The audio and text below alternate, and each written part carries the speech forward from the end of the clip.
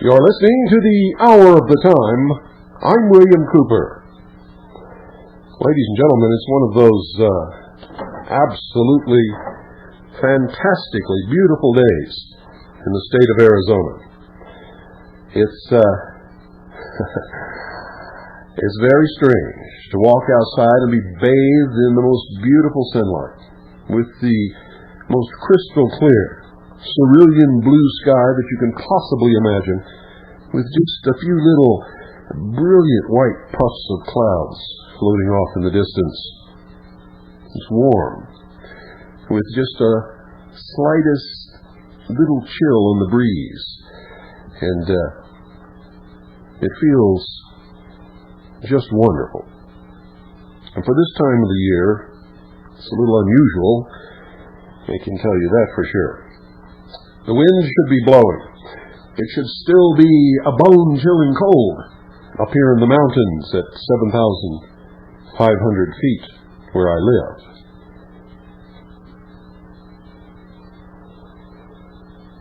There are quite a few things happening, folks, that you should know about. Number one, Anthony Lake has asked the president to withdraw his nomination for director of the Central Intelligence Agency, or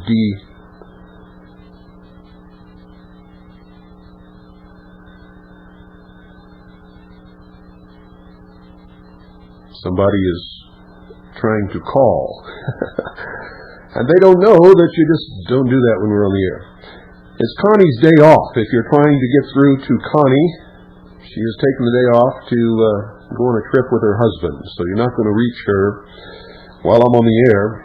I'm the only one here, and until I take calls later in the broadcast, you're wasting your time.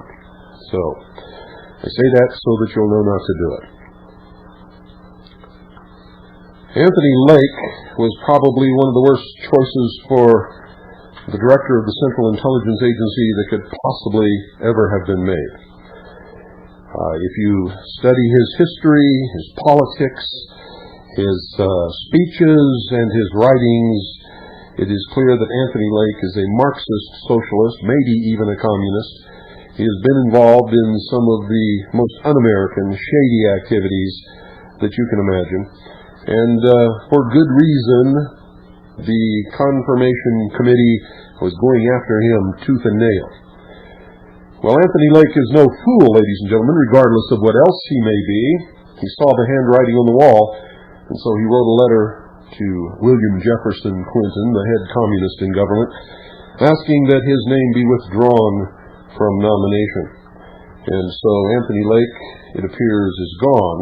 But the same person who appointed him is now going to appoint someone else. The question is who, and how much worse than Anthony Lake can he be? Even if he's not as bad as Anthony Lake, he's still going to be a Marxist socialist, of that you can be sure, because that is the nature of this administration. In the state of Kansas, there has been a bill, HB 2058, introduced, and it's an act concerning crimes, punishment, and criminal procedure relating to certain crimes involving information and computers. It's a 3-page bill, and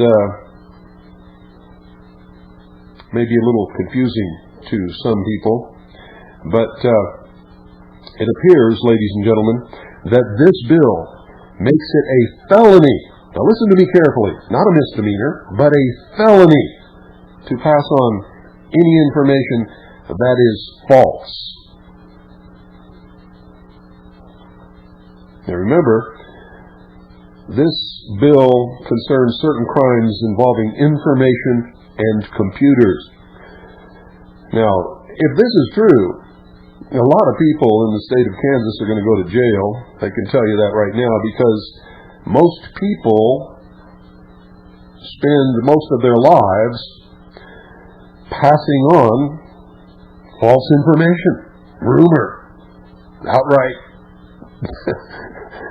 lies, if you want to know the truth. We did a survey once. We collected all the information that we could collect from the Patriot Facts Network and from the rumor mill and from documents that people were mailing all over the country to each other, all purporting to be genuine and true. And we gave ourselves a certain specific amount of time. I think it was 1 month. It was a long time ago. I don't remember exactly, but I think it was 1 month. If it wasn't 1 month, it was close to it, give or take a week or two. And we collected everything that we could collect through all of these avenues of information wheels and networks and faxes and all kinds of things, and we put it together, and one by one we completely researched every single bit of it. And ladies and gentlemen, what we discovered was that over 95% of all of it was lies. Now, a lot of it, I'm sure that the people who passed it on didn't think it was a lie and weren't intentionally passing lies, but that's the nature of people. Somebody gives them something, they read it, it has an authentic ring about it or an authentic look, and without checking it out, they pass it on to someone else as being the truth. So, number one, I sincerely believe that this bill is unconstitutional, and that has to do with the first article in the amendment governing free speech. And there's, free speech. If they start doing this, everybody at some point in their life, if they're charged with this, discovered, is going to go to jail. Because I don't know anybody who hasn't told a lie or passed on some false information innocently or believing that it was right at some point in their life. And even people who claim that they never tell a lie, which is a lie in itself. It's like people who are married who claim they've never had an argument. I can't help it. Whenever I hear somebody tell me that, I just bust out laughing right in their face. And I don't mean to insult them, but it's just, I can't hold it back because it's just not true. It's funny that anybody would ever make such a statement, but some people do. And some people claim they've never told a lie in their life. And I don't believe that either. But even if they didn't ever tell a lie in their life, let's assume that there's someone who's as perfect. I shouldn't say as perfect. More perfect than any other human being that's ever lived, besides maybe Jesus Christ. And let's assume for a moment that they never told a lie in their life. I'll bet you if I stick with them for as little a time period as a week, I will catch them passing on some bit of information that is simply not true, even though they may believe it is. It's just not true. So these legislators, if you want to call them that, sound like pretty stupid people to me, going to pass a law saying it's a felony to pass on information that is false. Now, folks, you would not be guilty of a felony if you could prove in court that you did not have knowledge that the information was false. But how expensive do you think that's going to be? How many lawyers do you think you're going to have to hire? And how many years are you going to be involved in this court process? And possibly, if this is a felony, and they discover you've committed this crime, this terrible felony crime, you passed on some false information, you're going to be arrested and put in jail, because they always arrest felons and put them in jail at least until they can have an arraignment and the judge can decide whether they can, walk around on their own recognizance or pay some exorbitant amount of bail. So it looks like a lot of people are headed for big trouble unless the good citizens of the state of Kansas can defeat this bill. And folks, stuff like this, I can assure you, will start cropping up in other states. And this has to do with political correct thinking. It really doesn't have to do with false information, although they could use that to get anybody that they ever wanted. If they couldn't get them on anything else, sooner or later somebody's going to pass on a rumor or some false information, or they're going to be handed a document from somebody and they're going to believe it's true and they're going to pass it on. And it's going to turn out to be false and they're going to go to jail simply because somebody didn't like them or they were politically incorrect or somebody wanted to get them for something. But that's really what this is all about, politically correct thinking. You see, if they change history and if they change the truth to be the lie and the lie to be the truth, as they're doing all over the place, then pretty soon you're going to tell the truth and in court it's going to be a lie and you're going to get convicted of passing on false information. You see, it doesn't matter doesn't matter what the law says, doesn't matter what you believe, doesn't matter whether it's true or false. If they have the power and you have no way of overcoming their power, they can do with you what they will, and they're doing that. A lot of people are finding that out all across this country. A lot of people in jail who never did anything except didn't go along with the current trend of politically correct thinking. So, that's HB 2058. And if you live in Kansas, check it out. Investigate it. Get rid of it. Get rid of it. Let me see, what else do I have here? Got all kinds of things here, but I really want to get into something else that is, and I think I'm going to do that in just a couple of seconds. The computer is driving me crazy, as they always do, and computers work.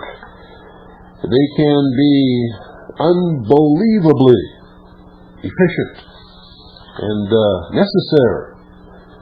And a lot of things would never get done without them. At least not without 1,000 people to help. You see, when a computer is working properly, it can do the work of 1,000 people in a very few seconds or minutes. But it would take 1,000 people maybe, a week or two or a month to do. And I'm not exaggerating at all. At all. It's the truth. And so, when they're working, they are a great boon to our efforts here. Fantastic research tool, writing tool, database, compiler, and searcher, and we even use it to analyze information, ladies and gentlemen. But when they're not working, I can't think of anything more exasperating or confusing, even. Because even if you have the manuals and you know what you're doing and how it's supposed to work, it doesn't always work that way. And conflicts that aren't supposed to exist between different parts of the computer sometimes spring up with no explanation and, of course, no solution either.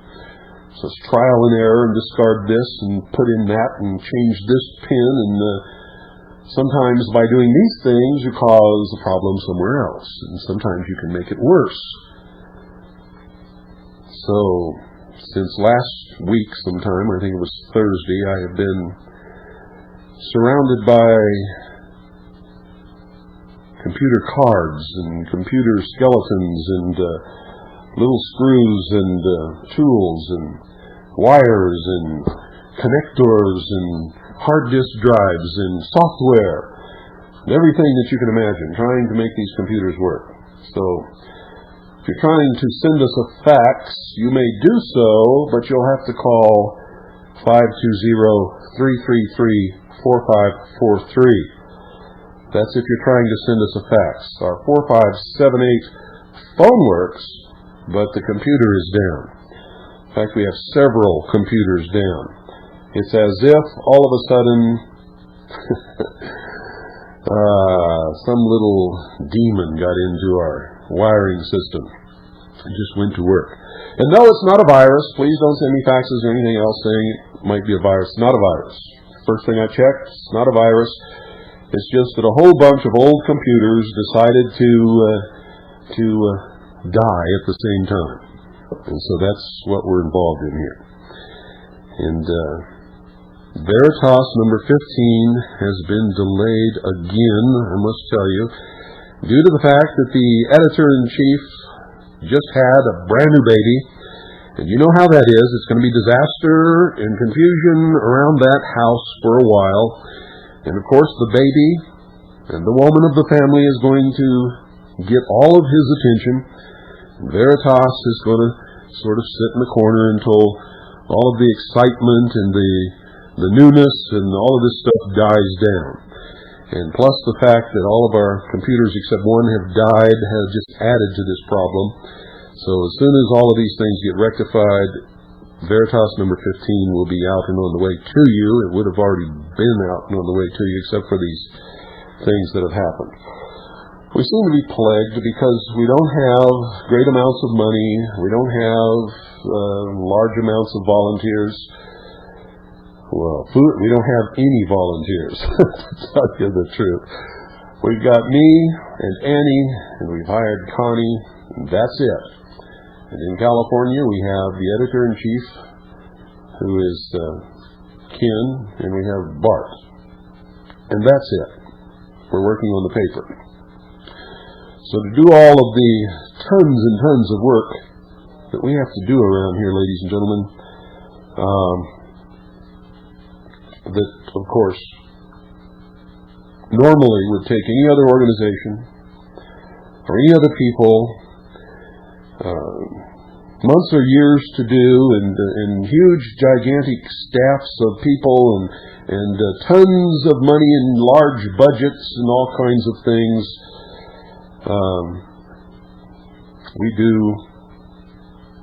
routinely with nothing, with very little, with just the few people that I've named, and sometimes we do it very efficiently and very quickly, and sometimes when things like this happen, they drag out and it takes time, and resources have to be brought together in order to get things done that sometimes don't exist. So I hope you will bear with us and be patient.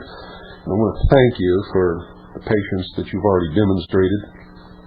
As usual, most of you are very good about that, understanding, as you have for many years, the type of situation that we are in, the resources that we have to use, and the lack of personnel and equipment and money that we are always plagued with. So there you have that. For whatever it's worth. And now we're going to take calls later. But don't call until I tell you that the phones are open. We're going to take calls later. And but right now, I'm going to get into some explanations of some things that you need to know, although many of you will say that you don't need to know it and it's a waste of time. I'm telling you right now, if you don't know it, you're helpless, you're without knowledge, you're without understanding, and when you're standing on a battlefield in that condition, you're losing the war. And that's really the meat of the matter. You don't want to lose the war. You don't want to be on the battlefield in that condition. You don't want to ever be in that condition, on or off the battlefield.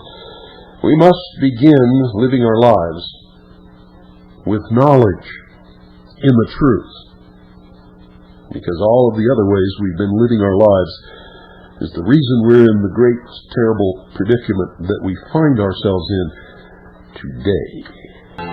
Ladies and gentlemen, I would like to preface the rest of this broadcast with this little statement. A lot of what you're going to hear me say today is going to make some of you very angry, because some of you are caught up in some of these deceptions that I'm going to talk about, and you have no idea what you're involved in, or what the symbology of the ceremonies in which you participate really mean. And I want to tell you this, that I am not telling you this information, I'm not giving you these revelations to make you angry or to hurt you. For if you're an American, I love you, and that's the truth, and that's why I've devoted my life to service to this country and to the American people. That's why my family and I go without an awful lot of things that a lot of you enjoy. every day in order to do the research and create this radio station and this radio network and the research organizations and the newspaper, all of the things that we have done in order to educate the American people and bring them out of deception. I want you to understand that I'm going to be bringing you this information, these revelations, if you will, in order to help you see the truth, to find the truth. And whether you decide to do that or not is your business, because I believe wholeheartedly in freedom. And your right to make your choice and believe whatever you want, and belong to whatever organizations you wish, to adhere to whatever religion you wish, worship on whatever altar of your choice that you choose to worship upon. But I believe in order to make that choice, you need to have information. You need to know the truth about some things. And I know that many of you will resent that because you don't like to know that you've been deceived. Because that makes us feel stupid when that happens. It makes us feel little and insignificant. And of course we fight that. And we practice denial. And we put off any kind of truth that tends to make us feel in that way. And I hope that we can learn not to do those things, not to resist the truth, not to fight the truth, but to look for it and accept it and embrace it lovingly. For it is the truth that sets us free. It is the truth that will make the future, if we learn it. If we choose to stay in the old deceptions and live the lies and practice the manipulations and all of the bad things that the human race is known for throughout its history, then the future will always be full of strife and deception and conflict and murder and rape and all of the bad things that we would like to see disappear, or at least some of us. I choose to think the majority of us would like to see that happen. So I want you to know that I care about each and every one of you deeply. I care about this nation. I place two things above myself and my family. Always. And I am always in service to those two things. And then myself and my family always comes before self. Number one is God. Number two is the Constitution for the United States of America and the Bill of Rights, the principles and ideals upon which this country was founded. Why do I place those two things above my family? Well, number one, without the blessings of God, I could have nothing else. I could enjoy nothing else. I would not have the love of my family. Without the Constitution for the United States of America and the Bill of Rights, I could not worship my God. Someone would prevent me or kill me, or try to force me to conform to their version of whatever their religion and their God happens to be.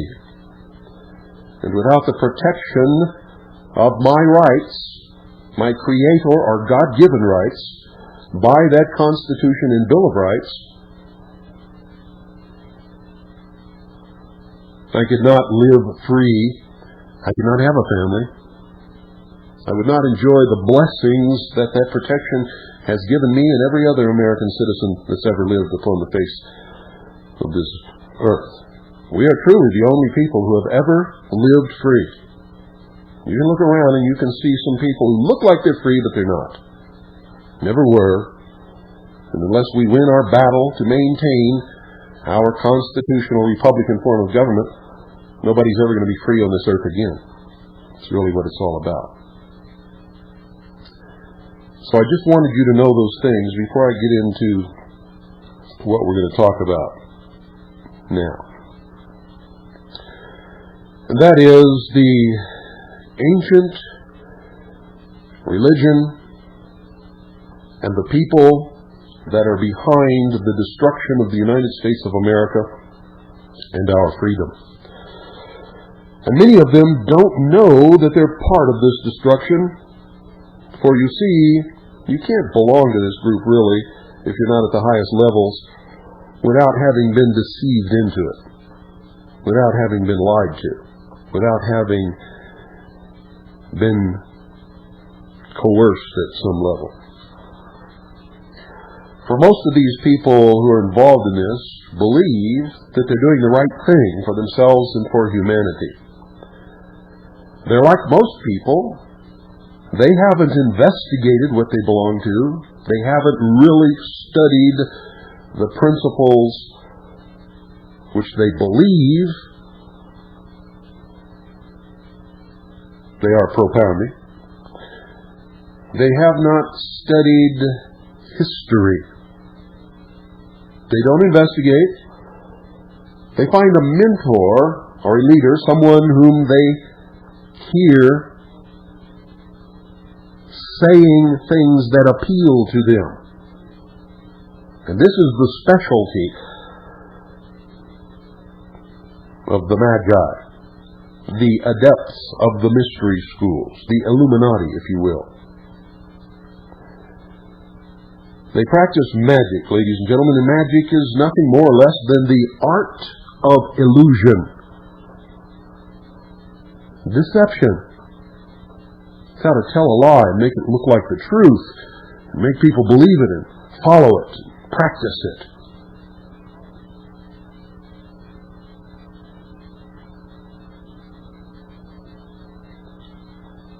And it began a long time ago, and I have hashed through most of what you're going to hear today in my series on Mystery Babylon, which took many hours and several years to put together and research and air on this broadcast. But I have to recount a little bit of it, simply because there are so many new listeners who will not understand the real meat of this broadcast unless they have some preparation in the history of this group. You see, they believe not in what most people in this country believe.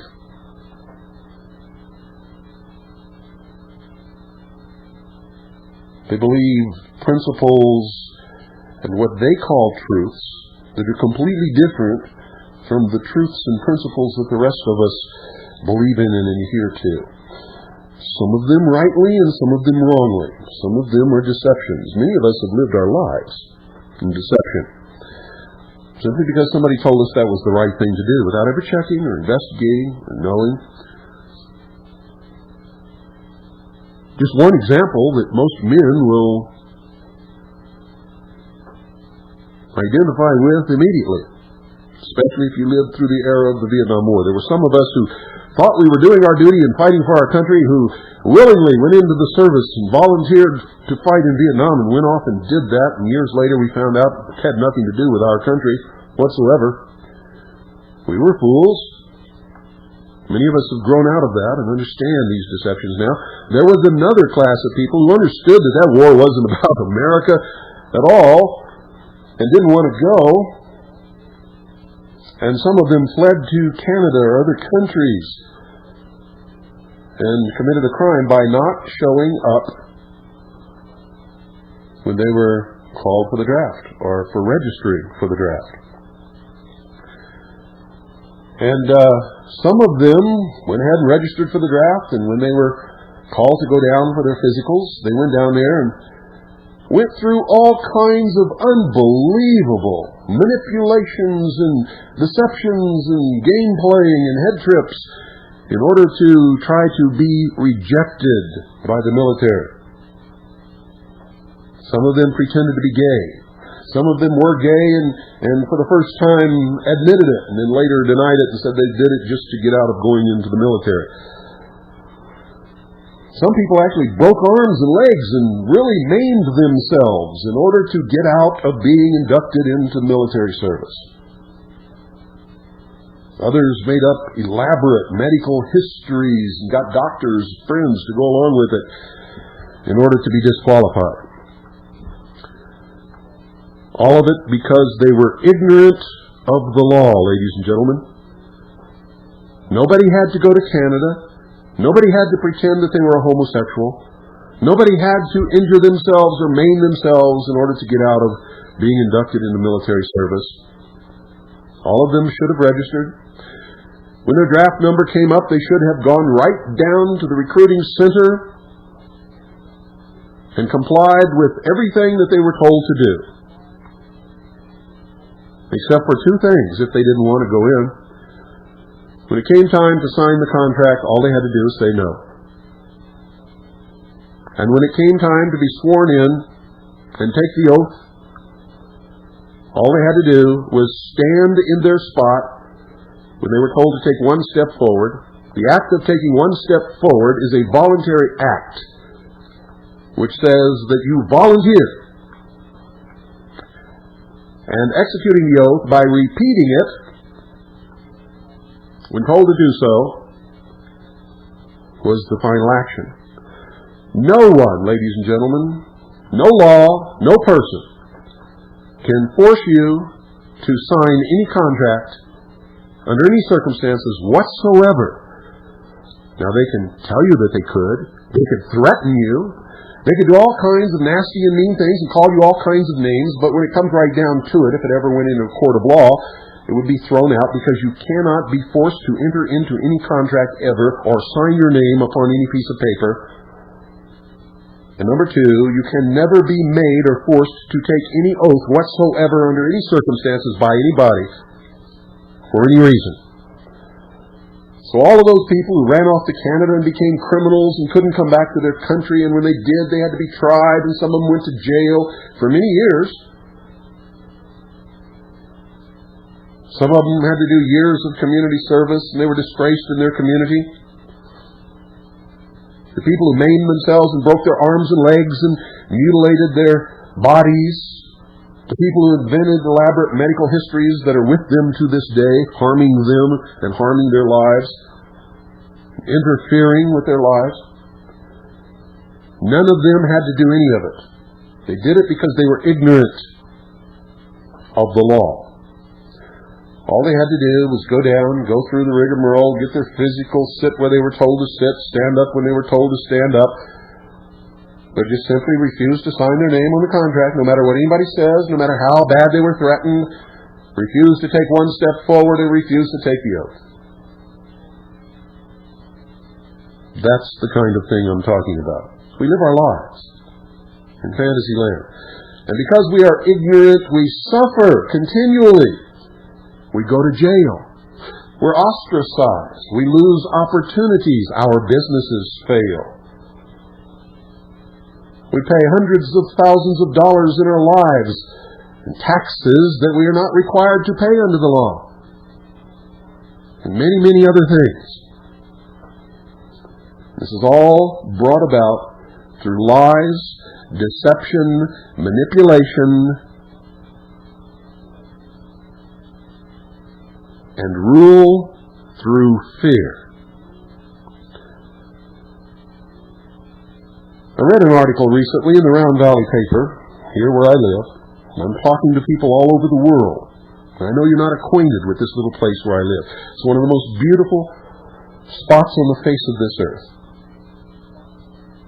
I can't conceive that heaven would be any better than this place right here, as far as aesthetic beauty and pure healthiness.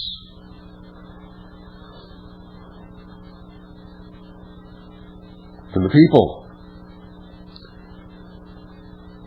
And we have a paper here that's put together by a man named Glenn Jacobs, one of my favorite people, a man who always sacrifices. And his family does without also because he knows that to print that paper is the right thing to do, because it gives the people in this valley a true forum where everybody can say what they want to say. And where the truth isn't always presented in its entirety, but he does his very best to make sure that the truth is presented, and in most instances it comes through glaringly, much to the chagrin of a lot of socialists around here.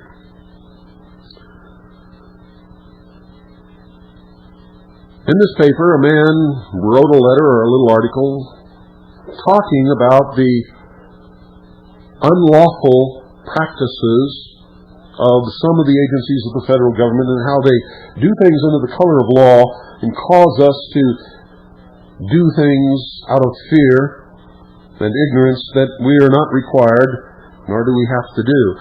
And shortly after that, in another issue, someone wrote a letter in response talking about, well, if I was single, I might do what you do, but, you know, if you really practice what you said, you'd be in jail. And folks, I didn't write it.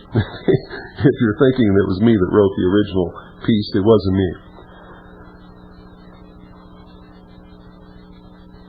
Then he went on to rave about how he has a family, and because he has a wife and children, he can't put himself at risk and do these things, even though they might be right, and all of this kind of stuff. And I'm sure somebody thought that that was a good argument that he put forward, but it wasn't. It was the railings of a man who got caught being a sheeple, and he didn't like looking himself in the mirror, and so he struck out at the person who told the truth and wrote the truth in the newspaper, trying to make himself look good and feel good about why he was doing all the wrong things for the wrong reasons, mostly out of fear. For he kept citing the fact that if he did this and if he did that, he'd be in jail. Only if he was ignorant, and only if he didn't have the courage of his convictions. And folks, if you're doing the right thing before God and before man, and it's not a silly thing to do, there's nothing wrong with going to jail. Nothing at all. If you're married to a good woman, you have good children, and you've taught them right, they will survive while you're in jail. You see, most people knuckle under to tyranny for two reasons. One is ignorance. They've been taught wrong. They don't know any better. And the other is fear.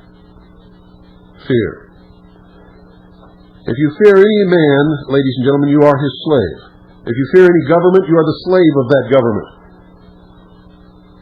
So to be afraid is to be enslaved.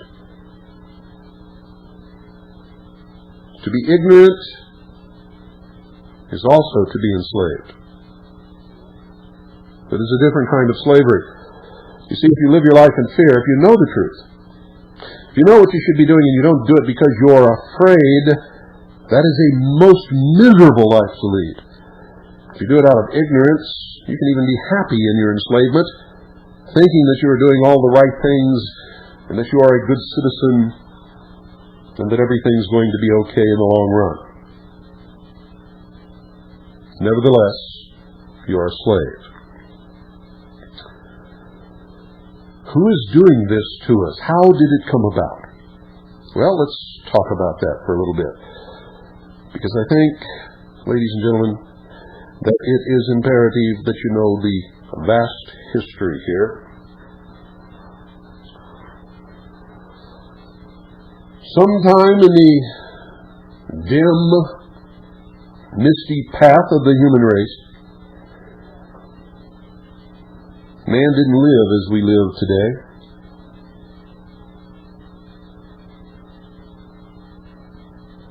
Man lived very much like the animals.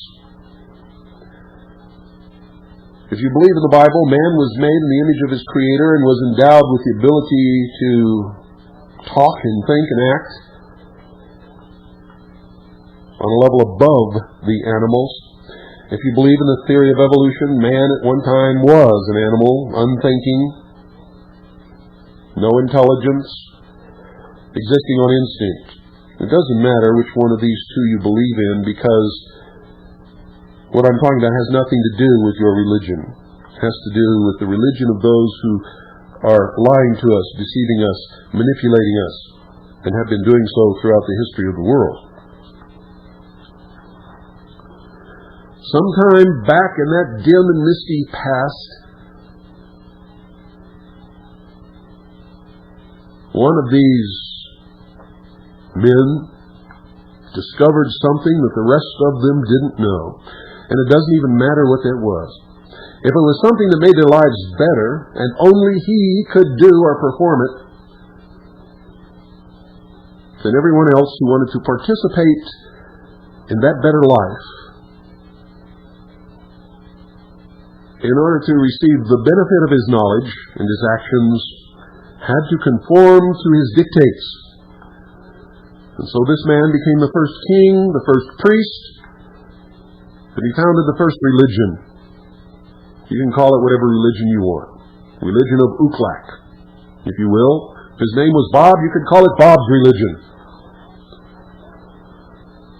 But most likely, this man had also noticed the movement of the sun, the moon, and the stars in the heavens. And because, as far as we can trace back through history, this turns out to be the earliest religion that we can find, was the cosmology of the heavens. He could tell this group of people who depended upon his superior knowledge that this knowledge came from some mysterious deity or deities, and at that time it was probably plural from what we are able to research. He could say it came from the stars, or from that particular star to which he could point as it rose in the east at a certain time of the evening or night. He could attribute certain things that happened in nature to the movement of the sun and the moon.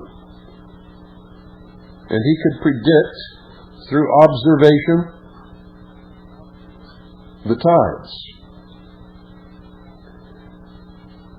He could predict the coldest part of the winter. He could predict when the earth would begin to warm again,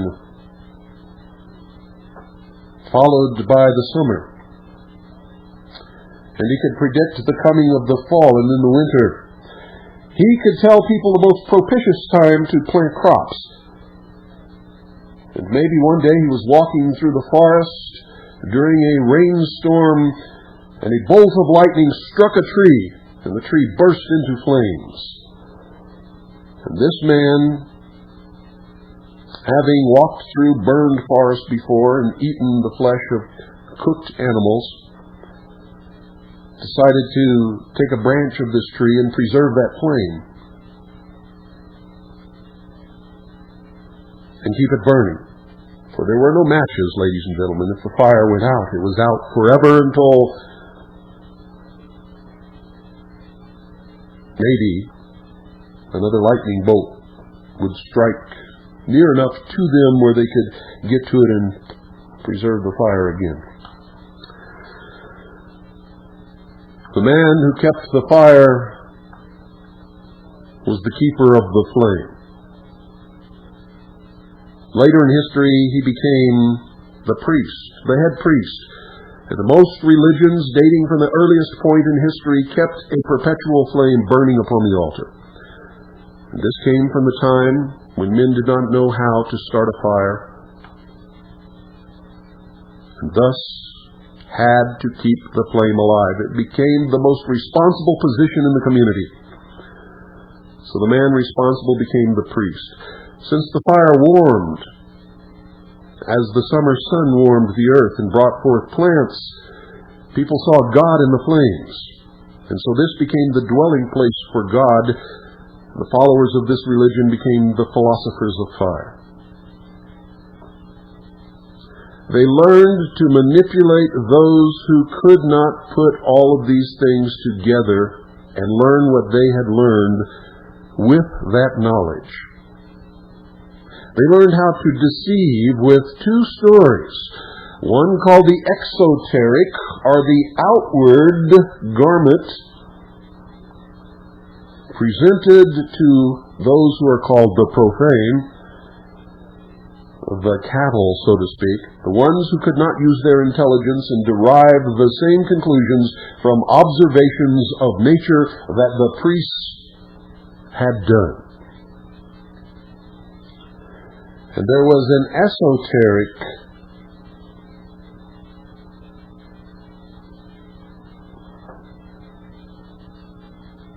presentation which was confined to the priests, to the highest initiates of this religion, and it was the truth. The truth was used to manipulate the tribe or the nation and even the family. Through the bending of the truth and the presentation to those being manipulated as an exoteric interpretation of the esoteric truth. Most people live their lives believing the exoteric lie that is presented to them by philosophers, by governments, by priests, by churches, by religions, by pseudosciences, by movements.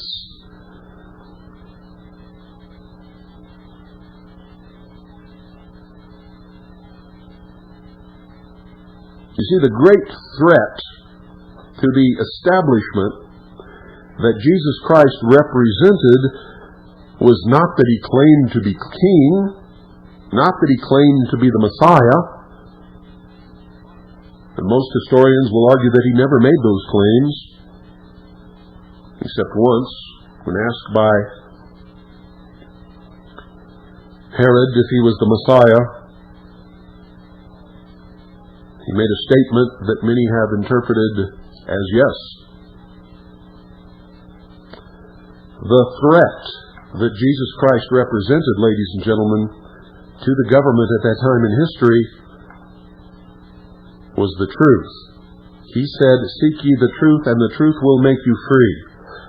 He was breaking down the veil of the esoteric curtain behind which the truth was housed. He was teaching people the reality of the world.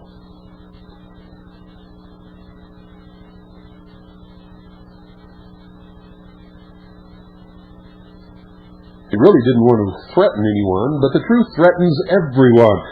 That is why William Jefferson Clinton, the President of the United States of America, has named me, William Cooper, the most dangerous radio host in America. Because I don't get on here like other people do and just talk and say things that come in my head and have a guest on one week who says one thing and have a guest on the other week who says exactly the opposite. Nor do I have people on this broadcast who argue with each other about what the truth is. On this broadcast, I present you with the truth. I document it. I source it. When I have a guest, I make sure that the guest documents and sources what they say, and I make sure that they're telling the truth before they ever appear on this broadcast. And I've only been fooled a couple of times by people who were unmasked during the broadcast. Because I'm a hard man to fool. Not because I'm better than anybody else, but because I've done so much research for so many years. It's pretty hard to fool me. But it's been done, and it'll probably be done again.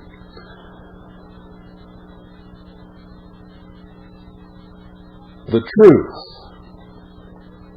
is the most important thing in this world.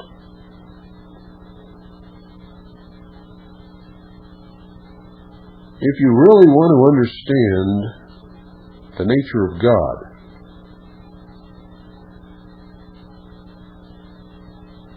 try this. God is truth.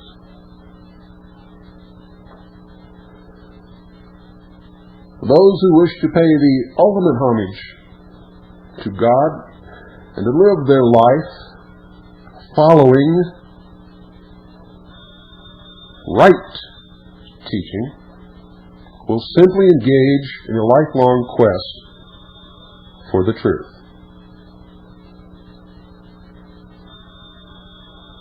It's that simple, folks. It really is that simple.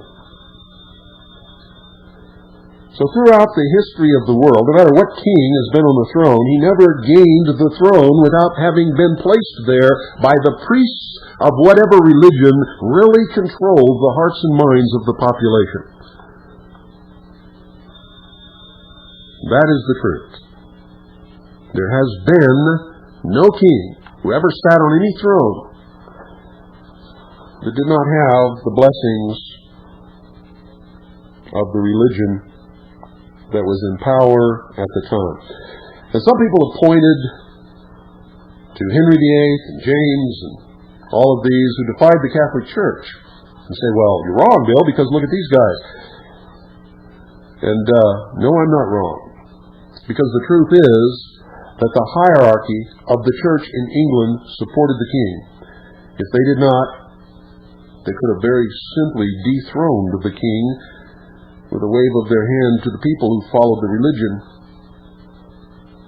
You see, because throughout history, people's allegiance has been first to God and then to king. King sat on the throne through the blessings of the priesthood, who would claim that he had the divine right to rule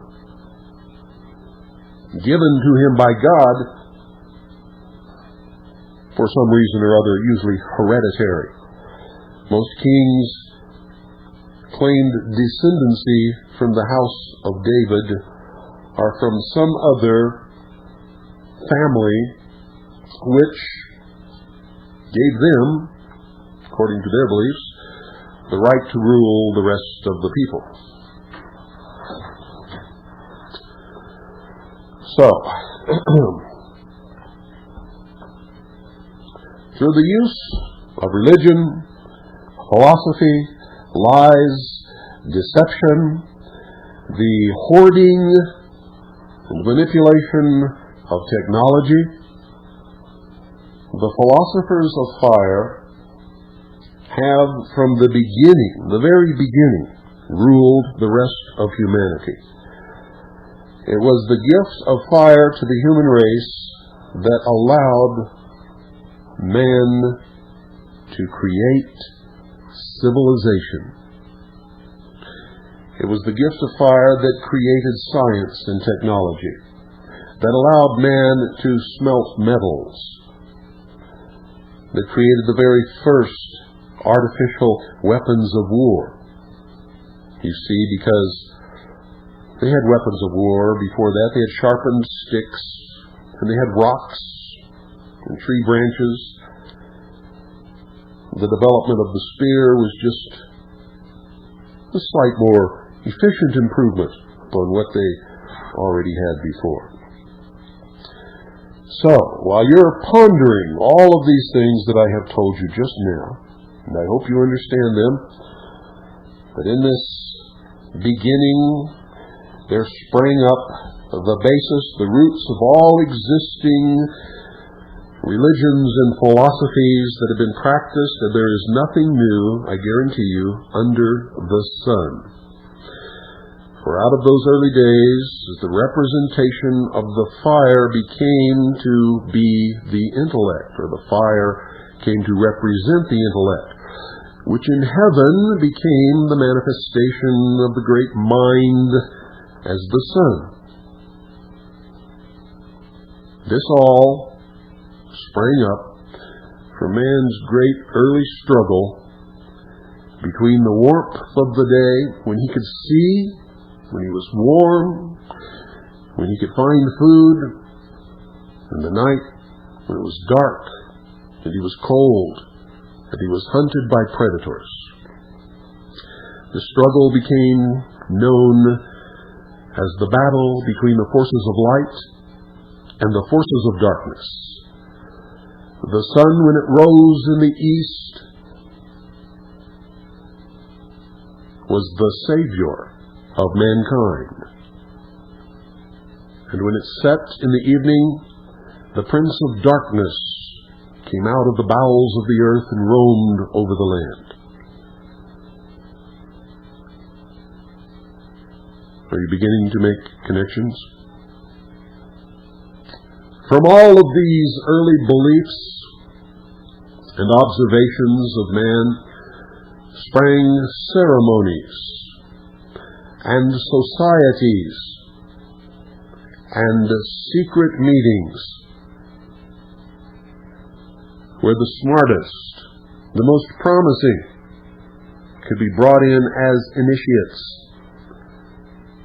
And the most promising of those would find their mentors who would help them up through the degrees of initiation so that the priesthood could be perpetuated throughout the future of the world. They are known as the adepts, the magi, the illumined ones, the sons of light, the philosophers of fire, the Illuminati. And if you believe this is a myth, ladies and gentlemen, not only have you not done any research at all, but they have succeeded in their propaganda efforts to convince you that it is not the nature of man to conspire. And if you have a brain in your head at all, and if you have even looked around you even once in your life and observed the occupation, the principal occupation of most people, then you know that conspiracy is the principal nature of all mankind.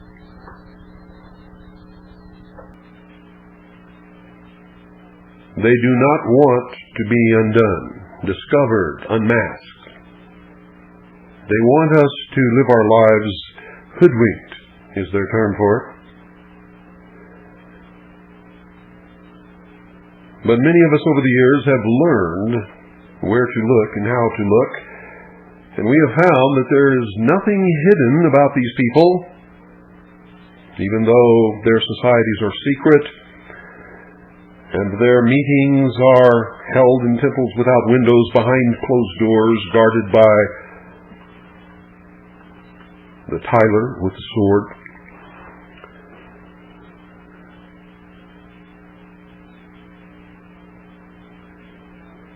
But they do have a language that is different from the language which we understand. They speak in an esoteric language made up of gematria, symbology, geometry,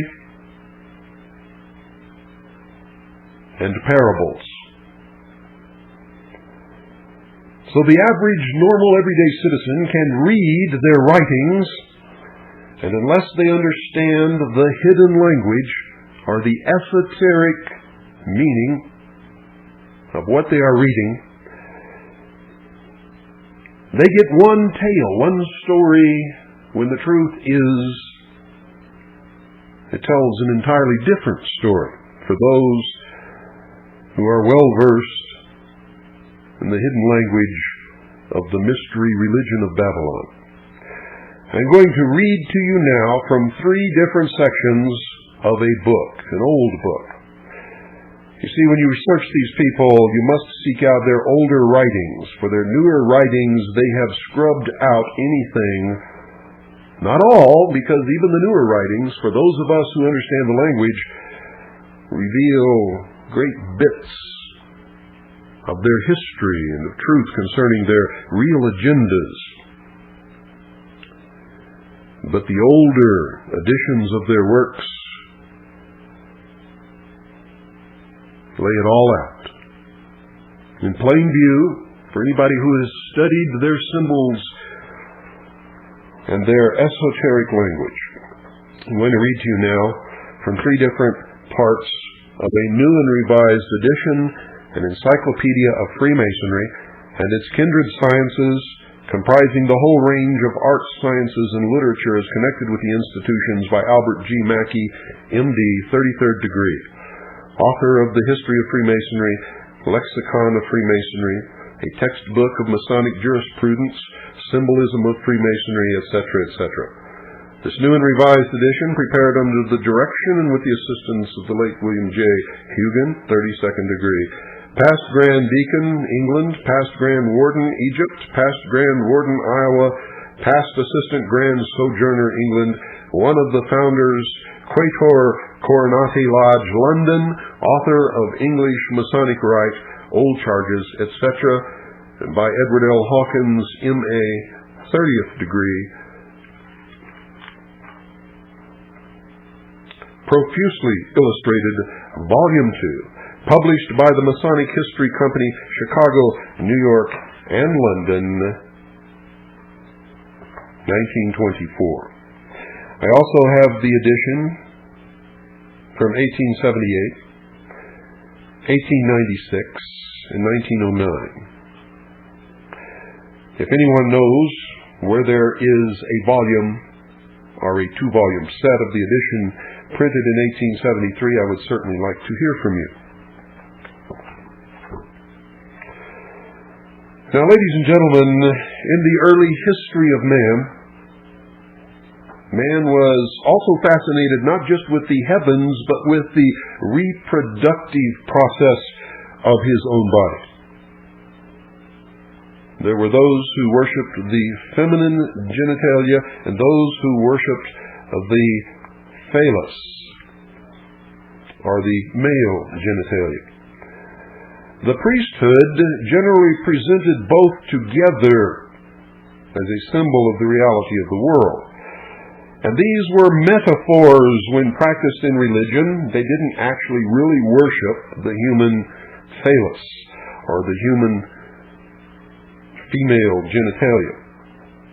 They were metaphors for the power of creation, the generative force.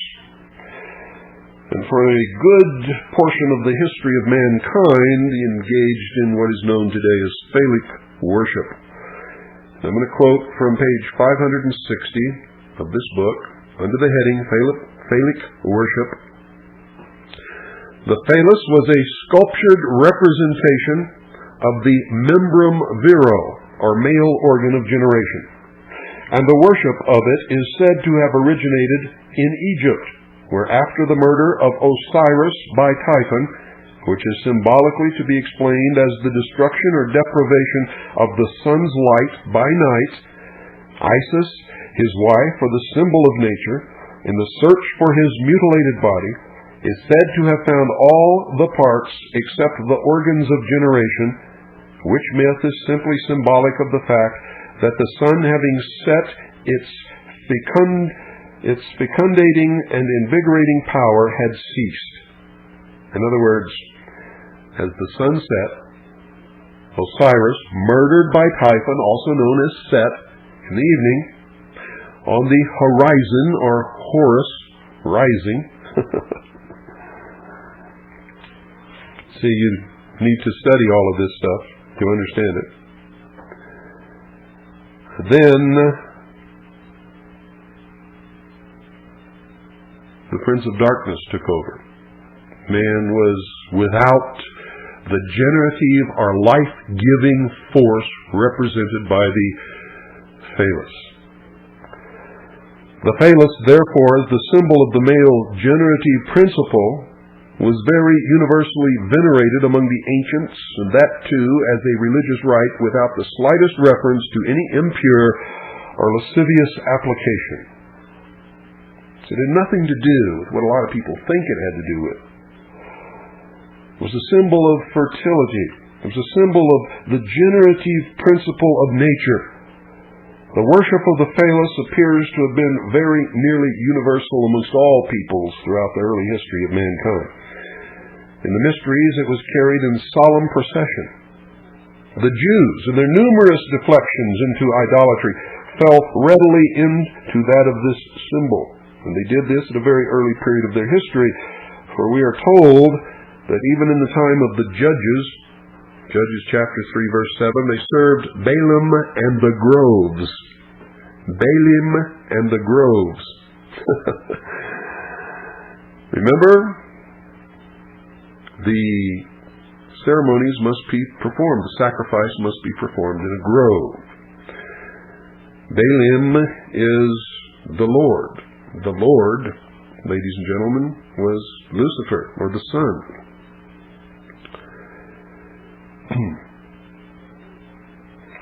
Now, the word translated here and elsewhere as groves, which in the exoteric meaning is a copse of trees, is in the original Asherah, and is by all modern interpreters supposed to mean a species of phallus. Thus, Movers says that Asherah is a sort of phallus erected to the Telluric goddess Baltes, and the learned Holloway had long before come to the same conclusion. But the phallus, or as it was called among the Orientalists, the lingam, was a representation of the male principle only. To perfect the circle of generation, the creative force, it is necessary to advance one step farther. Accordingly, we find in the Cetus of the Greeks and the Yoni of the Indians a symbol of the female generative principle of coextensive prevalence with the phallus.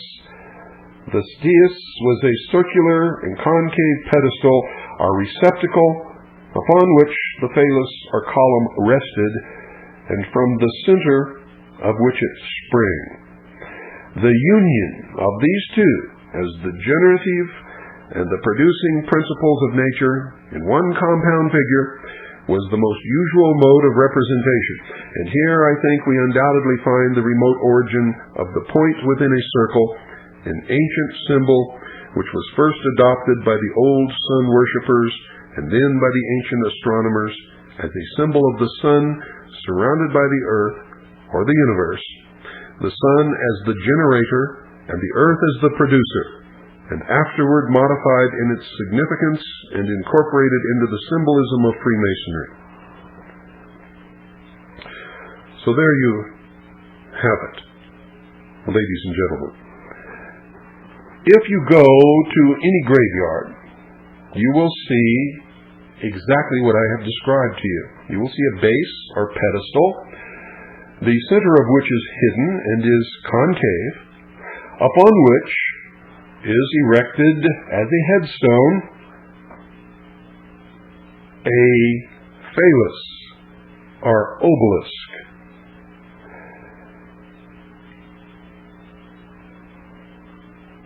You'll find these in any cemetery. They're not all Freemasons, ladies and gentlemen, for this is a symbol of the generative principle, the generative force, that is in use by all of the so-called fraternal orders, the mystery religions, the priests, the adepts, the Illuminati. In Dealey Plaza, you will find the same symbol. I didn't talk about that yesterday when the young lady Jackie called. There is the same thing, the pedestal with the phallus or the obelisk erected atop it. And the obelisk, if you count the blocks on the obelisk in Dealey Plaza, there's exactly 14, which is exactly the number of members of Osiris's body that Isis found, reassembled, and through a sort of spiritual or magical intercourse became impregnated with the child Horus, which is the reborn father, or the sun rising as the Savior of the world the following morning. And as he progresses through the heavens and finally reaches the zenith where he is said to be doing God's work in the temple being the highest point in the heavens, represented by the obelisk in the temple of the sun when it casts no shadow. And then is reborn as his own father, who then sinks into the west and is murdered again by Typhon or Set, thus sun set on the horizon, or Horus rising. For as Osiris dies in the west, Horus the child is born, and as Osiris makes his way through the underworld, Osiris then becomes his own child and is reborn or resurrected or is reincarnated as his own son in the morning and brings again warmth and fertility to the earth. John F. Kennedy was killed in the Temple of the Sun in Dealey Plaza with all of this symbology there. It was the reason they had to make the jog from Main Street over to Elm Street so that he could be murdered in the Grove. There is a reflecting pool by the obelisk, which is also the female principle, represents Isis.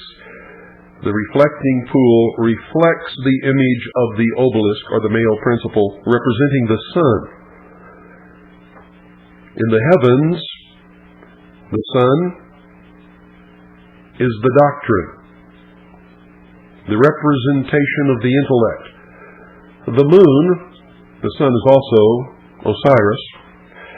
The moon, which reflects the pure light of her master, the sun, just like the reflecting pool, is Isis, or the church.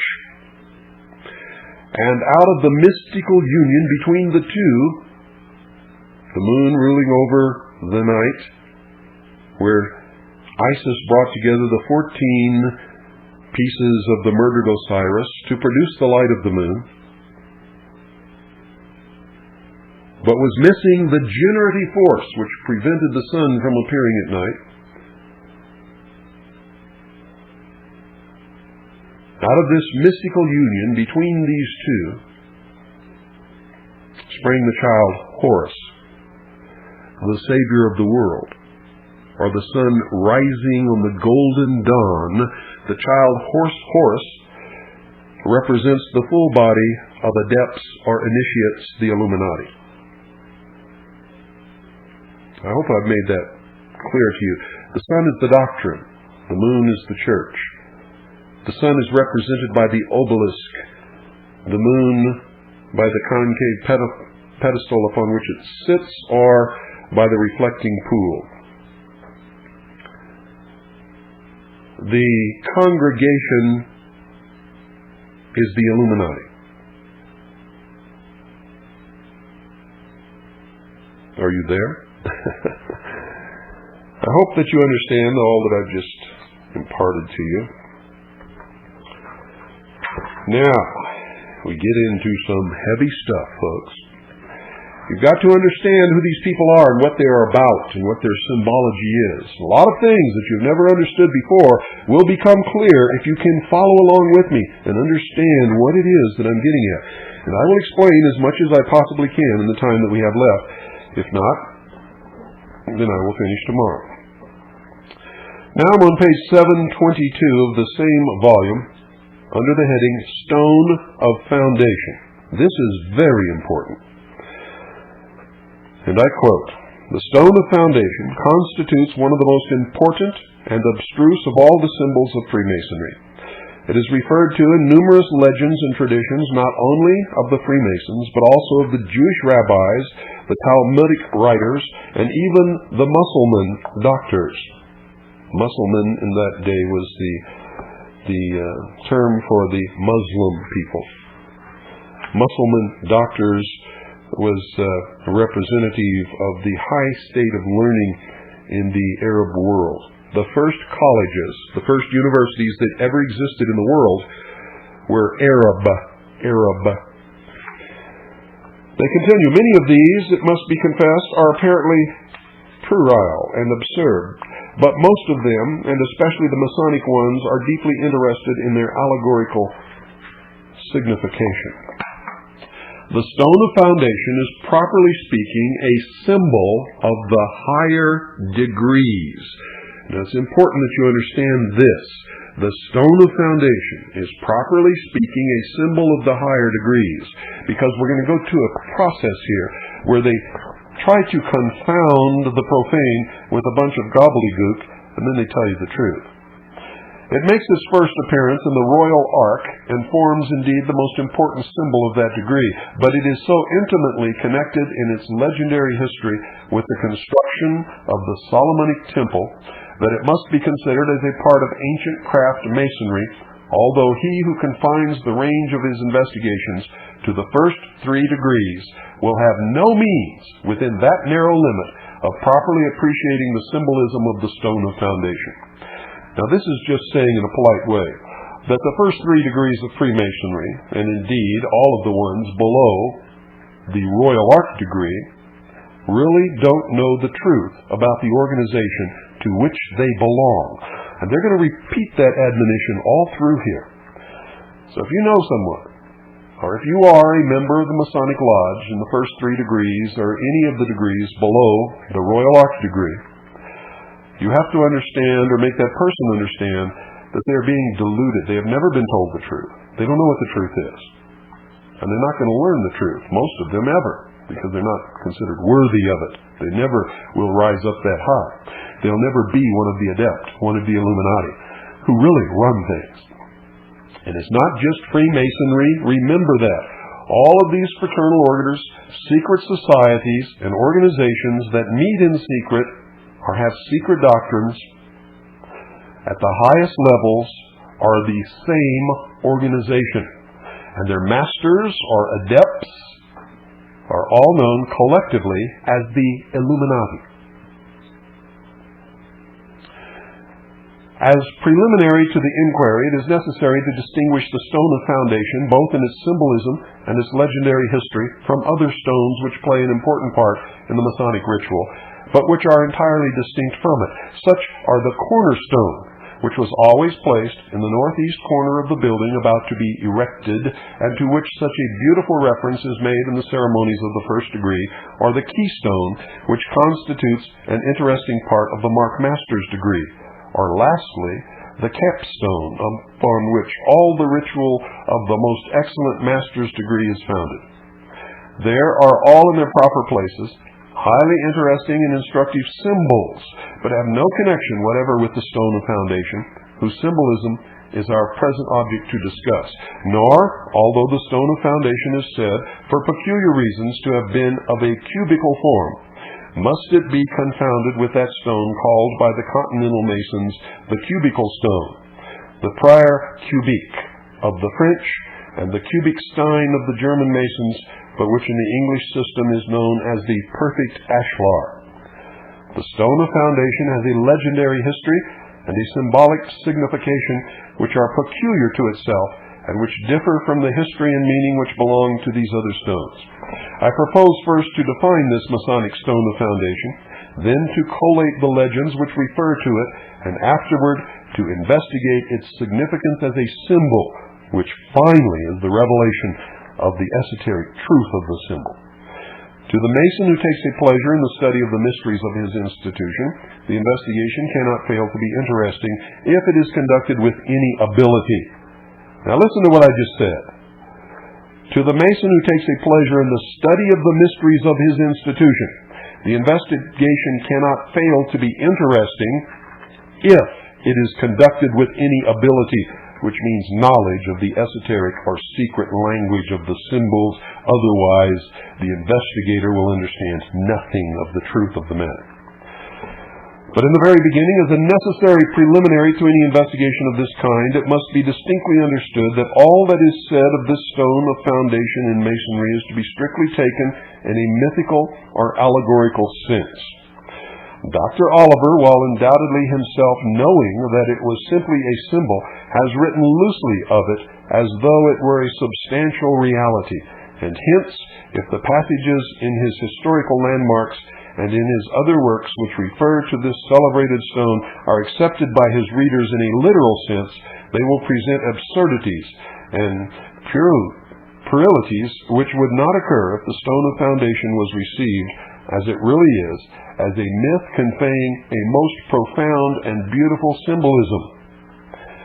It is as such that it is to be treated here, and therefore, if a legend is recited or a tradition related, the reader is requested on every occasion to suppose that such legend or tradition is not intended as the recital or relation of what is deemed a fact in Masonic history, but to wait with patience for the development of the symbolism which it conveys. Read in this spirit, as are all the legends of Masonry, should be read. The legend of the stone of foundation becomes one of the most important and interesting of all of the Masonic symbols.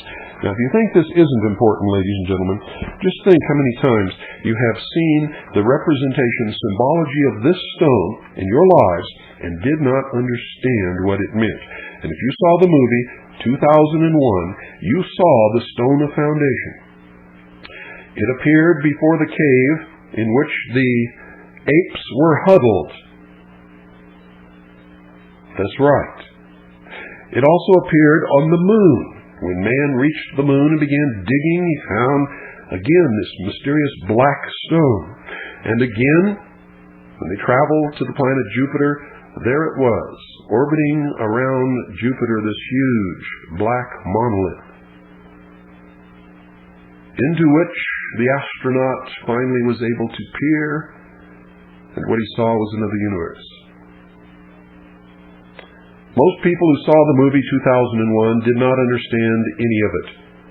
It was a message and symbolism from the adepts of the Illuminati to the other adepts of the Illuminati, and could only be understood by those who know the esoteric secret language of the mystery religions.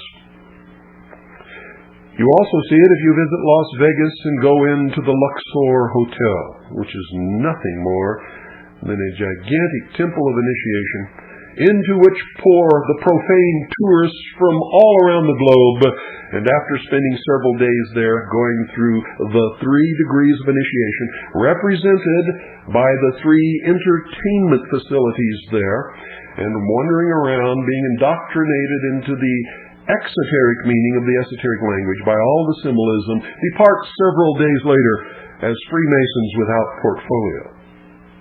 And there in the Luxor Hotel is once again a huge, black, smooth, perfectly polished representation of the stone of foundation. What is this all about? Well, it's about an awful lot, folks. And you had better learn it because it is important. Because they are manipulating you with all of this, and you don't even know it.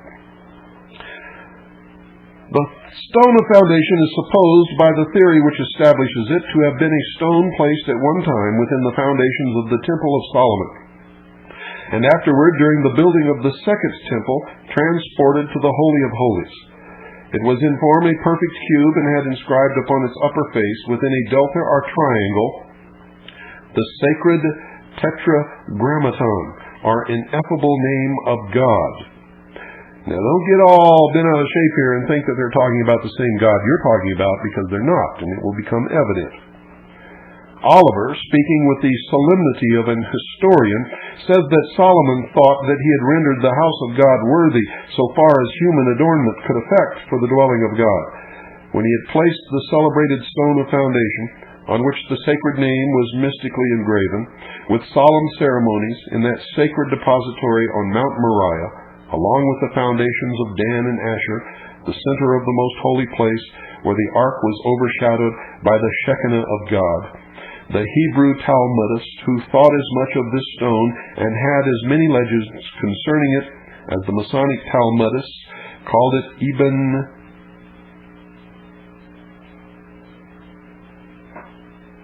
Ibn Shalaha, or stone of foundation, because, as they said, it had been laid by Jehovah as the foundation of the world, and hence the apocryphal book of Enoch speaks of the stone which supports the corners of the earth.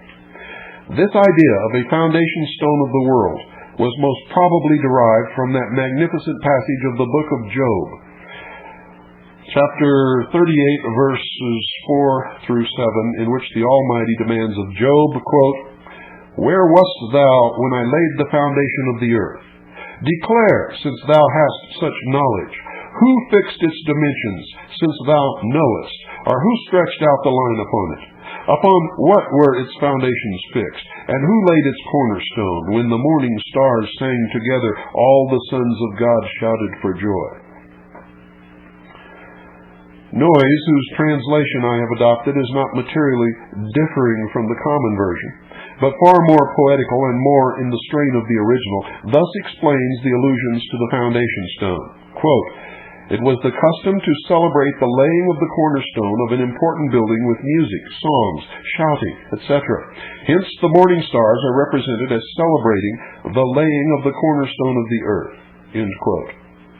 Upon this meager statement has been accumulated more traditions than appertain to any other Masonic symbol. The rabbis, as has already been intimated, divided the glory of these apocryphal histories with the Masons. Indeed, there is good reason for a suspicion that nearly all the Masonic legends owe their first existence to the imaginative genius of the writers of the Jewish Talmud, and that is true. But there is this difference between the Hebrew and the Masonic traditions, that the Talmudic scholar recited them as truthful histories and swallowed in one gulp of faith all their impossibilities and anachronisms, while the Masonic scholar has received them as allegories whose value is not in the facts, but in the sentiments which they convey. And ladies and gentlemen, that shows you that even such a learned man as Albert Mackey could be confused and ignorant of the facts. For the Talmudic writers, the followers of the mysteries of Judaism, did not ever recite them as truthful histories and swallow them in one gulp of faith. They knew their impossibilities and anachronisms, for they are one of the original inventors and users of the esoteric or hidden language. And in specific, I'm speaking of gematria. With this understanding of their meaning, let us proceed to a collation of these legends. In that blasphemous work, the Toldeth Jeshu, or Life of Jesus, written, it is supposed, in the 13th or 14th century, we find the following account of this wonderful stone. Quote, "At that time, the time of Jesus, there was in the house of the sanctuary, that is the temple, a stone of foundation, which is the very stone that our father Jacob anointed with oil, as it is described in the 28th chapter of the book of Genesis. On that stone the letters of the Tetragrammaton were inscribed, and whosoever of the Israelites should learn that name would be able to master the world." Now you're getting to a little bit of some of the ultimate meaning of this. "To prevent, therefore, anyone from learning these letters, 2 iron dogs were placed upon 2 columns in front of the sanctuary. If any person, having acquired the knowledge of these letters, desired to depart from the sanctuary, the barking of the dogs by magical power inspired so much fear that he suddenly forgot what he had acquired." This passage is cited by the learned Buxtorf in his Lexicon Talmudicum, but in my copy of the Toldeth Jeshu, I find another passage which gives some additional particulars in the following words. Quote, "At that time there was in the temple the ineffable name of God inscribed upon the stone of foundation. For when King David was digging the foundation for the temple, he found in the depths of the excavation a certain stone on which the name of God was inscribed. This stone he removed and deposited it in the Holy of Holies." End quote. The same puerile story of the barking dogs is repeated still more at length.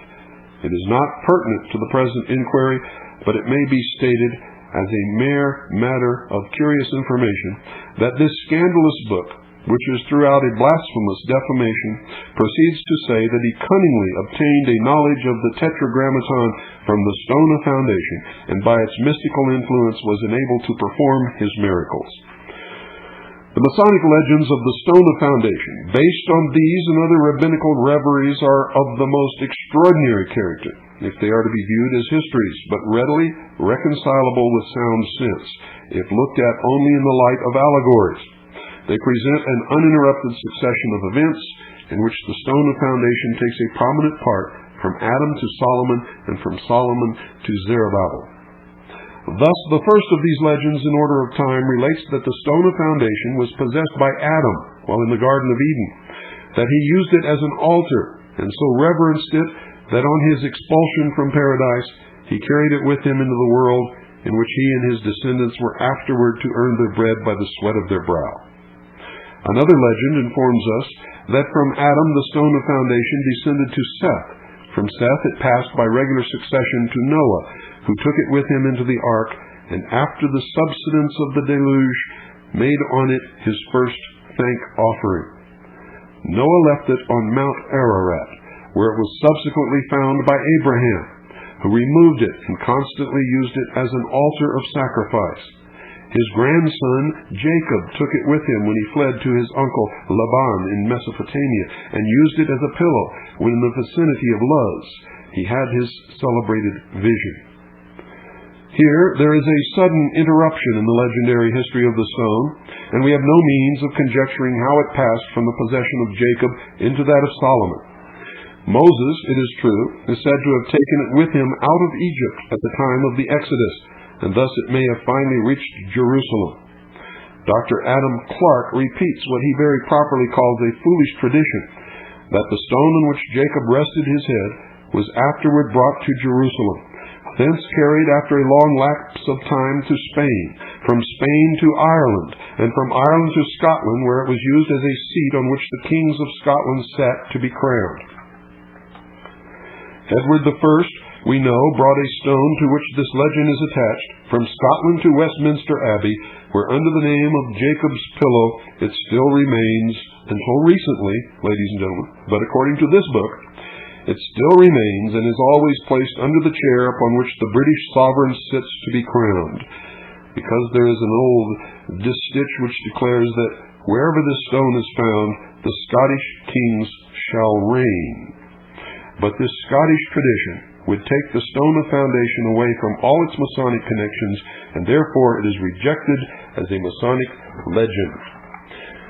Well, the kings and queens don't think it's a legend, ladies and gentlemen, and recently the stone was returned by the government of England, by the Crown, by Queen Elizabeth, to the country of Scotland, from which it was taken centuries ago.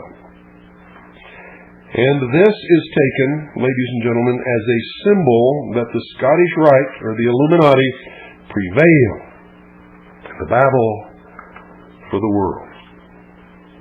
Is that the truth?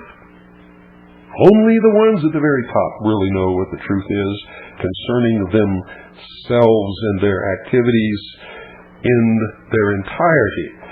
Some of us know some of the truth concerning these people, and that's what I'm trying to impart to you now.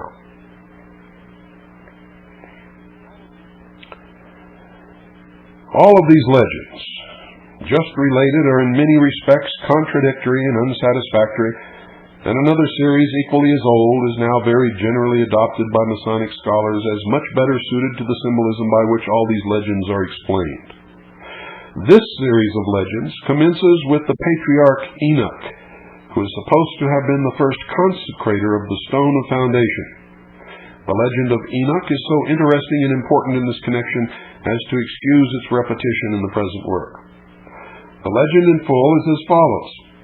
Enoch, under the inspiration of the Most High, and in obedience to the instructions which he had received in a vision, built a temple underground on Mount Moriah, and dedicated it to God. His son, Methuselah, constructed the building, although he was not acquainted with his father's motives for the erection. This temple consisted of 9 vaults, situated perpendicularly beneath each other, and communicating by apertures left in each vault.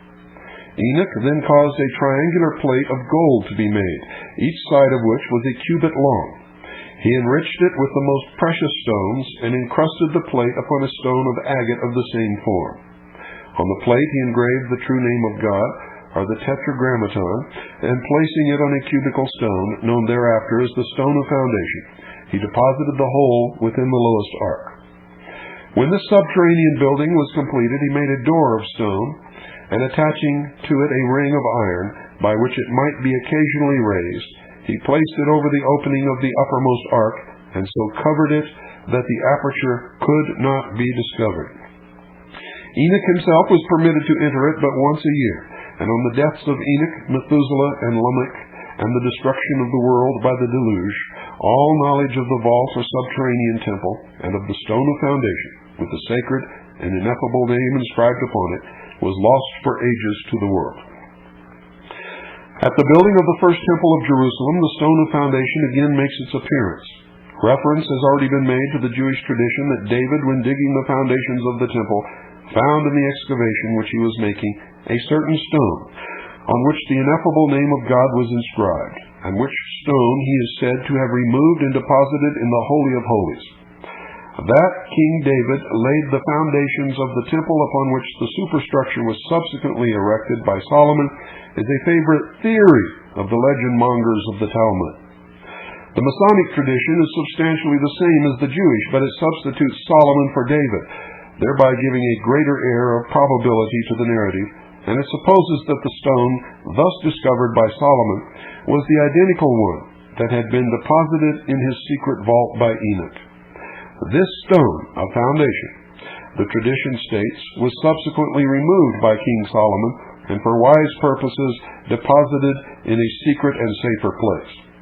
In this, the Masonic tradition again agrees with the Jewish, for we find in the 3rd chapter of the Treatise on the Temple the following narrative, quote, "There was a stone in the Holy of Holies on its west side, on which was placed the Ark of the Covenant, and before the pot of manna and Aaron's rod. But when Solomon had built the temple, and foresaw that it was at some future time to be destroyed, he constructed a deep and winding vault underground for the purpose of concealing the ark, wherein Hosea afterwards, as we learn in the 2nd book of Chronicles, chapter 35, verse 3, deposited it with the pot of manna, the rod of Aaron, and the oil of anointing."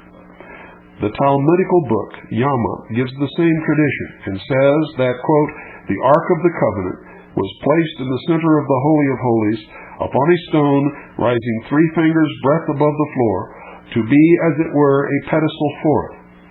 This stone," says Prideaux in his Old and New Testament, Connected, Volume 1, page 148, "the rabbins called the stone of foundation, and give us a great deal of trash about it."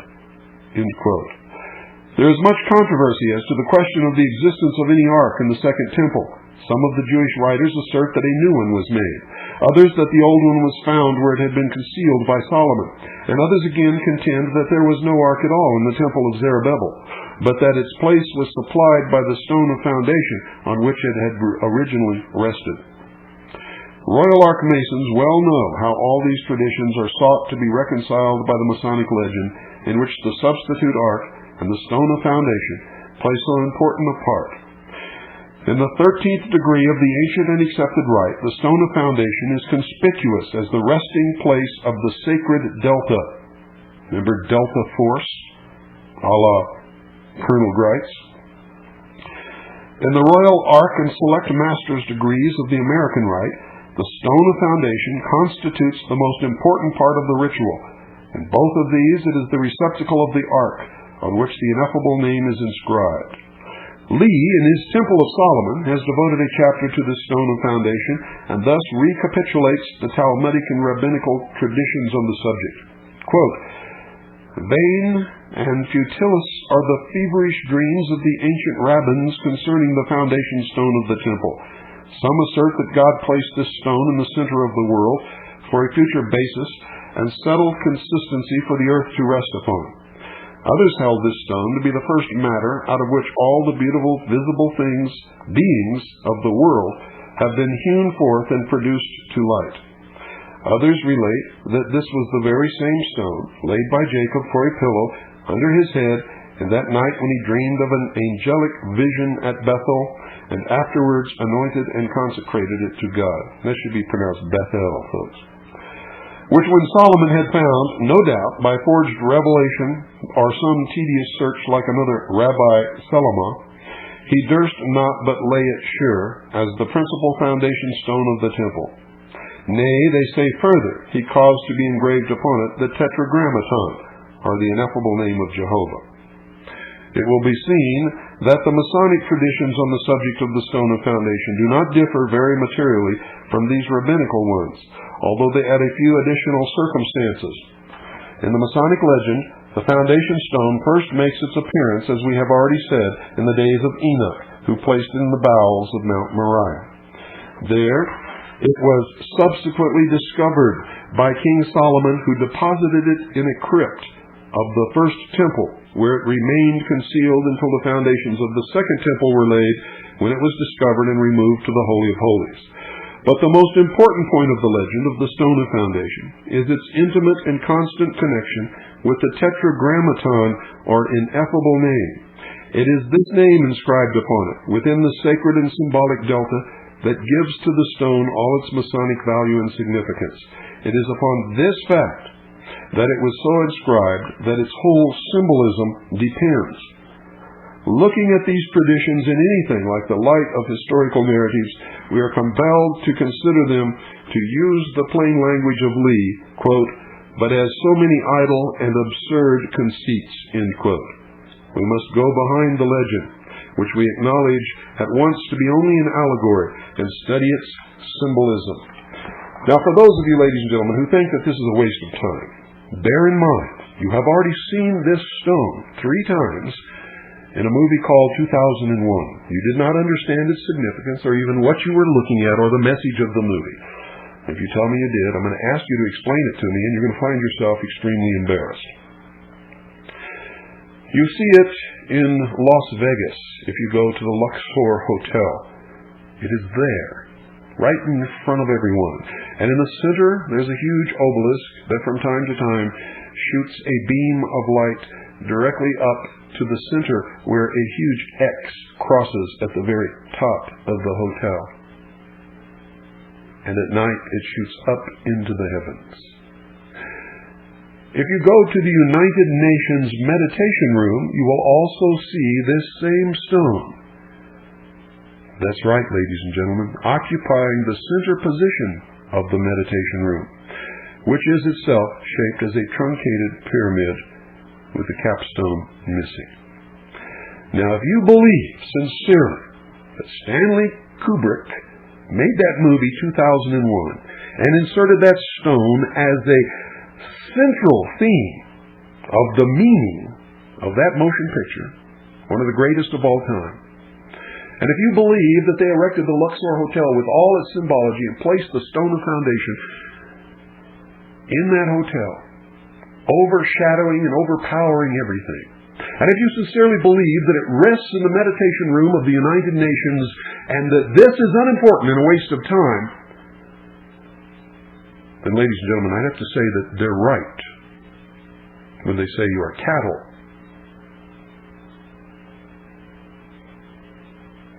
For most of you, I know that you already understand the significance and do not fit into that category.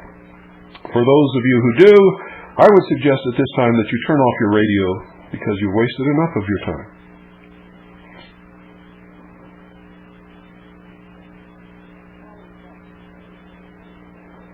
The following facts, I think, can be readily established from history. First, that there was a very general prevalence among the earliest nations of antiquity of the worship of stones as the representatives of the deity.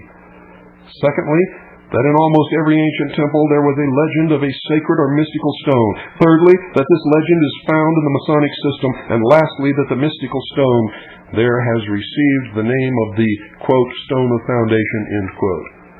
Now, as in all other systems, the stone is admitted to be symbolic, and the traditions connected with it mystical. We are compelled to assume the same predicates of the Masonic stone. It, too, is a symbolic, and its legend a myth or an allegory.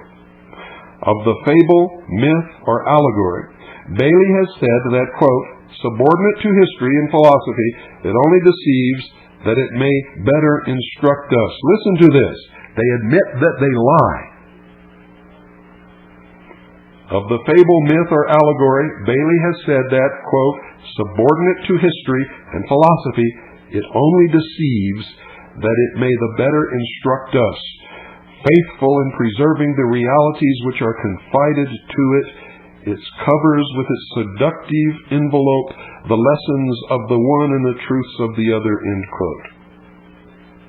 So you see, they believe that they are the only truly mature minds. They deceive everyone else. To each other they tell the truth, and they learn the lessons of the one and the truths of the other. It is from this standpoint that we are to view the allegory of the stone of foundation as developed in one of the most interesting and important symbols of Masonry. The fact that the mystical stone in all the ancient religions was a symbol of the deity leads us necessarily to the conclusion that the stone of foundation was also a symbol of deity. And this symbolic idea is strengthened by the Tetragrammaton, our sacred name of God, that was inscribed upon it. The ineffable name sanctifies the stone upon which it is engraved as the symbol of the grand architect. It takes from it its heathen signification as an idol and consecrates it to the worship of the true God. The predominant idea of the deity in the Masonic system connects him with his creative and formative power. God is to the Freemason Al-Gabil, as the Arabians called him. That is, quote, the builder, end quote, or as expressed in his Masonic title, the Grand Architect of the Universe, by common consent abbreviated in the formula GAOTU. Now, it is evident that no symbol could so appropriately suit him in this character as the stone of foundation, upon which he is allegorically supposed to have erected his world. Such a symbol closely connects the creative work of God as a pattern, as exemplar with the workman's erection of his temporal building on a similar foundation stone. But this Masonic idea is still further to be extended. The great object of all Masonic labor is, quote, divine truth, end quote. The search for the lost word is the search for truth, but divine truth is a term synonymous with God. The ineffable name is a symbol of truth because God and God alone is truth. It is properly a scriptural idea. The book of Psalms abounds with this sentiment. Thus it is said that the truth of the Lord reacheth unto the clouds, and that his truth endureth unto all generations. If then God is truth, and the stone of foundation is the Masonic symbol of God, it follows that it must also be the symbol of divine truth. When we have arrived at this point in our speculations, we are ready to show how all the myths and legends of the stone of foundation may be rationally explained as parts of that beautiful, quote, science of morality veiled in allegory and illustrated by symbols, end quote, which is the acknowledged definition and religion of Freemasonry. In the Masonic system, there are two temples. The first temple in which the degrees of ancient craft masonry are concerned, and the second temple with which the higher degrees, and especially the royal ark, are related. The first temple is symbolic of the present life. The second temple is symbolic of the life to come, and in between there is a symbolic death and rebirth and a raising by the grip of the lion's paw. The first temple, the present life, must be destroyed on its foundations. The second temple, the life eternal, must be built. Ordo ab chao. But the mystical stone was placed by King Solomon in the foundations of the first temple. That is to say, the first temple of our present life must be built on the sure foundation of divine truth, for other foundation can no man lay. But although the present life is necessarily built upon the foundation of truth, yet we never thoroughly attain it in this sublunary sphere. The foundation stone is concealed in the first temple, and the master mason knows it not. He has not the true word. He receives only a substitute, and there's one of the greatest admissions that they ever make, that they do not tell the truth to the lower degrees. Let me read that again. The foundation stone is concealed in the first temple, and the master mason knows it not. He has not the true word. He receives only a substitute. The Blue Lodge exists in deception. But in the second temple of the future life, we have passed from the grave which had been the end of our labors in the first. We have removed the rubbish and have found that stone of foundation which had been hitherto concealed from our eyes. We now throw aside the substitute for truth which had contented us in the former temple, and the brilliant effulgence of the Tetragrammaton and the stone of foundation are discovered, and thenceforth we are the possessors of the true word of divine truth. And in this way, The stone of foundation, or divine truth, concealed in the first temple, but discovered and brought to light in the second, will explain that passage of the apostle, quote, "For now we see through a glass darkly, but then face to face. Now I know in part, but then I shall know face to face," end quote. And so the result of this inquiry is that the Masonic stone of foundation is a symbol of divine truth upon which all speculative masonry is built. And the legends and traditions which refer to it are intended to describe in an allegorical way the progress of truth in the soul, the search for which is a mason's labor, and the discovery of which is his reward. And the discovery, ladies and gentlemen, is that man was held prisoner in the Garden of Eden by an unjust and vindictive God. He was set free from the bonds, the chains of ignorance, by Lucifer, that great angel of light, through his agent Satan, with the gift of intellect. And through the use of that intellect, man will conquer nature and the universe. And man himself will become God. Good night. And God bless each and every single one of you. And may God in his infinite wisdom save this great republic.